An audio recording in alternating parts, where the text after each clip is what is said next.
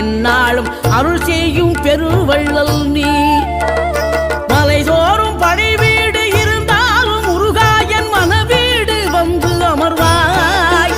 நீ மயிலேறி விளையாடி சுவையான தமிழ் பாடல் கனிவோடு தந்து அருள்வாய், கனிவோடு தந்து அருள்வாய். ஆறுபடை வீடும் அருள் வழங்கும் முருகா அருகே நீ ஓடோடிவா.